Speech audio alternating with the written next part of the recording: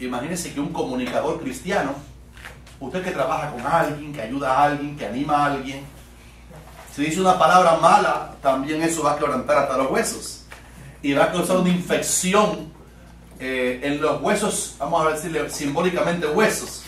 Va a causar una infección, su palabra maldicha o la mía, dentro, en lo hondo del ser de la persona.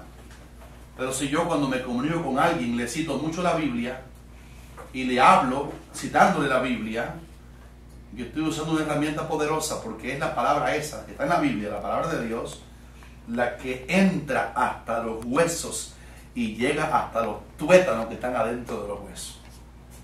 Curiosamente, la vez que lo dije, por eso fue que Eliseo el profeta, ¿qué era Eliseo? Profeta. ¿Qué era profeta? Una persona que está siempre escuchando la voz de Dios y diciéndola. Y como él era un profeta que estaba siempre recibiendo palabra de Dios, la palabra, dijimos aquí, que entra hasta los huesos y se mete en los tuétanos.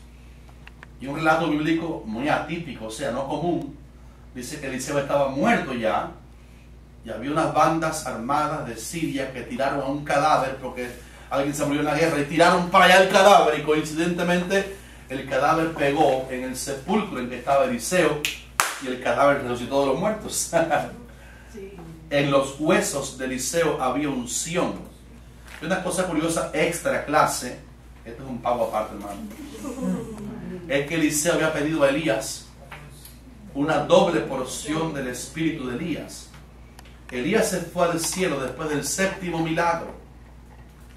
Eliseo pidió la doble porción, eran 14. Eliseo se murió en el milagro número 13, le faltaba uno.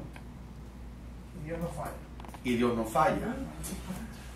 Y por eso, está Maribel contento por esa lección, como se aprende aquí, Eliseo tuvo que hacer el otro milagro muerto, porque él había pedido el 14. Elías hizo 7, él pidió doble porción y le dieron el 14 después de muerto. Porque en los huesos del hombre de Dios había poder, había vida, debido a que la palabra, en el caso de él, por eso dije un pasaje atípico. No sé que usted vaya ahora a ver el muerto de la familia que murió cristiano y le pida que se levante porque, ¿entiende? Usted tira la billetera al sepulcro y producto de dinero. Eso no es un pasaje atípico. ¿Ok? Número 15. Las palabras dichas por un sabio producen sabiduría en el oyente. La boca del justo producirá sabiduría. Proverbios 10:31. 16. Al pronunciar una palabra a alguien debemos hacerlo con tanta sabiduría que la persona que nos oye las perciba como palabras agradables. Ya conmigo, agradables.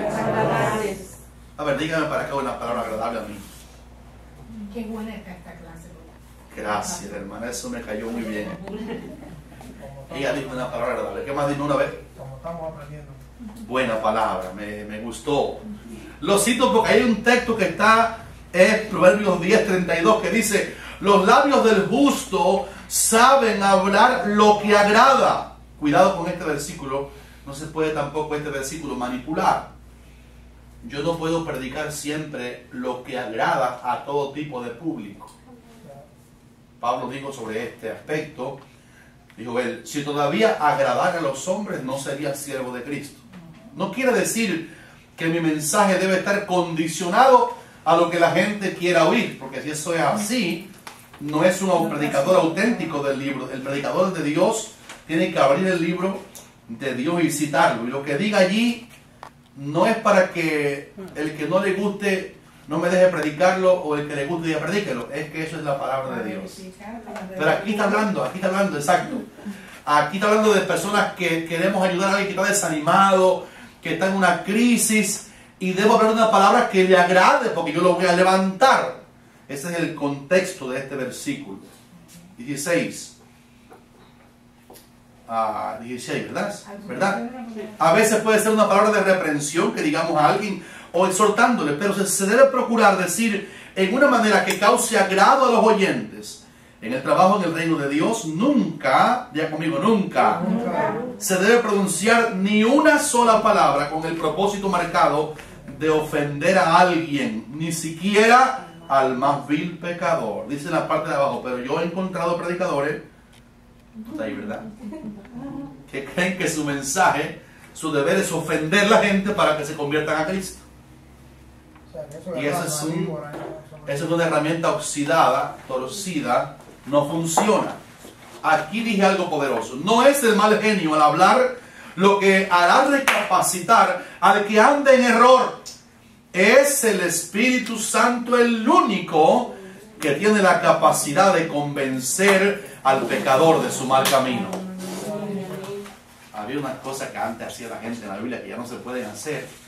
Nehemías llegó para acá para levantar los muros otra vez y encontró a Israel que estaba mal y se habían casado los judíos con las mujeres extranjeras y eso era prohibido en la ley de Moisés. Y dice que Nehemías tomó a alguno con las manos y dice la palabra que le arrancó los pelos, dice la Biblia eso. ¿Te imaginas que yo quiera arrancar los pelos a Arnel, por ejemplo? Hermano, cambia, cambia.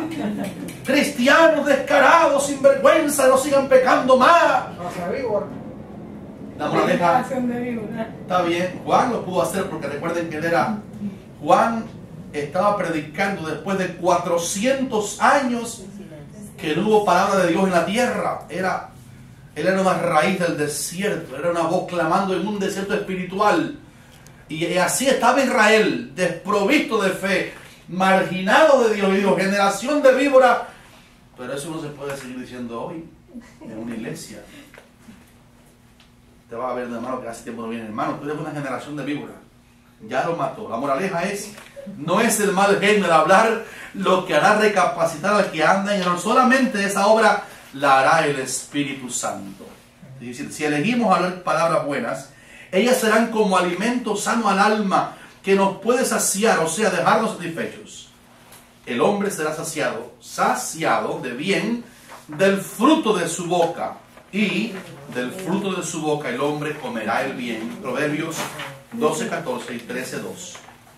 18. Cuando vamos a servir a Dios en alguno de los ministerios, debemos considerar muy importante la herramienta de las palabras puras. Es bueno pedirle a Dios que haga con nosotros el milagro que hizo con el profeta Isaías.